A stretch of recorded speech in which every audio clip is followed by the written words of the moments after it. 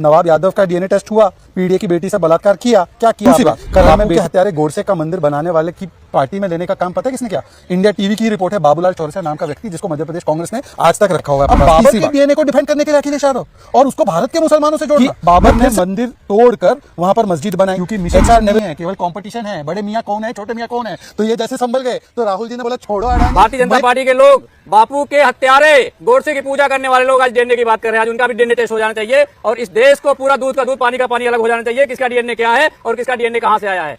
ये चाहते हैं कि हम ये तय कर दें कौन सा कपड़ा कौन आदमी पहनेगा। धर्मेंद्र जी ने 3-4 पॉइंट, तो मैं तीनों के जवाब देना चाहता हूं। उन्होंने पहले बोला पीडीए का डीएनए टेस्ट। अरे साहब, नवाब यादव का डीएनए टेस्ट हुआ, पीडीए की बेटी से बलात्कार किया, क्या किया आपने? करहल में बेटी दलित को मारा गया, यादव था वो प्रशांत यादव, क्या किया उस पर? सर मैंने आपके बीच में मैंने आपके बीच में बोला। धर्मेंद्र जी आप अच्छा बोलते हैं, इतना बीच में।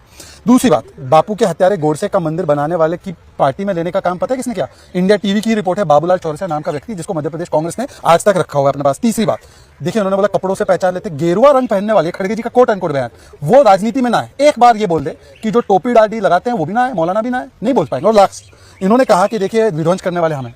मिलिंद नार्वेकर जो है उद्धव ठाकरे के वो सेक्रेटरी अब एमएलए बने हैं, उन्होंने आज एक बहुत इंटरेस्टिंग पोस्ट डाला है। उन्होंने बोला शौर्य दिवस का हम गर्व मनाते हैं और उसमें बाबरी का फोटो है और उसमें बाबा साहब ठाकरे का फोटो है, ये इनके साथी है। अब बोलिए शौर्य दिवस मनाते नहीं मनाते? या तो आप तोड़िए शिवसेना से, उद्धव सेना से रिश्ता। प्राची जी, मैं आपको देश की वन ऑफ द मोस्ट निष्पक्ष पत्रकार मानता हूँ। मैंने एग्जैक्ट कोट लिखा है जो हमारे योगी जी ने कहा है, जो बाबर के सिपा सालार ने अयोध्या में 500 वर्ष पहले किया था। अगली लाइन सुनिए, जो संभल में बाबर के सिपा सालार ने किया था, इसका मतलब है हरिहर मंदिर को विध्वंस करना, उसको नष्ट करना और वहां पर मस्जिद तामीर करना, जो कि मस्जिद नहीं है, वो एक अवैध ढांचा हो गया फिर तो। और आज जो बांग्लादेश में हो रहा है, बांग्लादेश में 400 से अधिक मंदिरों को नष्ट किया गया है। इनका राजनीतिक डीएनए एक ही, और हम ये सब मानेंगे कि ये फंडामेंटलिस्ट पॉलिटिक्स आक्रांताओं की बाबर की मानसिकता की है। अब बाबर के डीएनए को डिफेंड करने के लिए अखिलेश यादव और उसको भारत के मुसलमानों से जोड़ना। मैं फिर से आपसे रिक्वेस्ट करता हूं, इंडिया टीवी चला दे। और मैं कह रहा हूं कि चलिए योगी जी की बात नहीं माननी है तो ये बाबरनामा तो पढ़ते ही होंगे। बाबरनामा में पेज 687 पर लिखा है कि बाबर ने मंदिर तोड़कर वहां पर मस्जिद बनाई।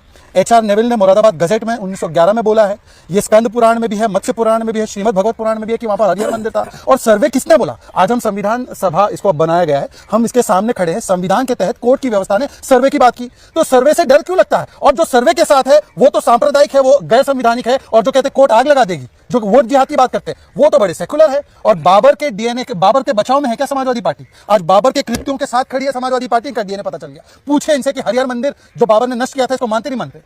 देखिए, सत्ता से सवाल अलग अलग तरीके से पूछा जाता है और रणनीति के तहत पूछा जाता है। अगर कोई मुद्दा उठा रहा है, कोई दूसरा मुद्दा उठा रहा है, वो महत्वपूर्ण नहीं है। महत्वपूर्ण ये है कि जनहित के मुद्दे उठाए जाएं और उस पर कुछ सकारात्मक चीजें निकल कर आएं। तो रामगोपाल यादव जी को पूरा कोट नहीं किया, उन्होंने केवल ये नहीं कहा कि औपचारिकता निभाई। सुनिए, उन्होंने कहा कि ये विषय एलओपी को तो पार्लियामेंट में उठाना चाहिए था। और केवल रामगोपाल यादव जी ने नहीं, कल इनके ही जो हमनाम है धर्मेंद्र यादव, उन्होंने भी कहा कि ये क्या लगा रखा है, संभल में तो जो उठाना चाहिए था अडानी उठा रहे, अडानी हमारे लिए महत्वपूर्ण नहीं, संभल महत्वपूर्ण। एक नहीं, 3 सांसदों ने बोला इनके। सुन लीजिए दूसरी बात, इन्होंने फिर कहा कि देखिए बांग्लादेश के हिंदुओं के लिए क्या किया। मैं यहाँ पर चुनौती दे रहा हूँ, जब सीए कानून इसी के लिए लाया गया, इनका स्टैंड क्या था सीए पे?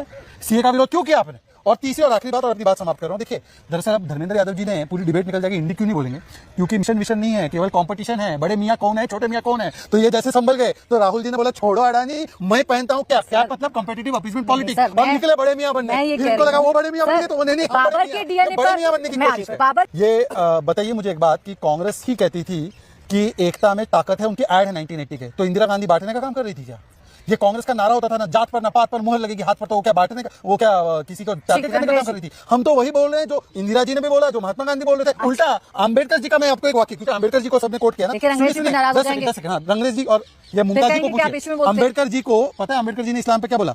उन्होंने बोला कि इस्लाम वो व्यवस्था है, सुनिए, इस्लाम वो व्यवस्था है जिसमें किसी बाहर के व्यक्ति के लिए जगह नहीं है।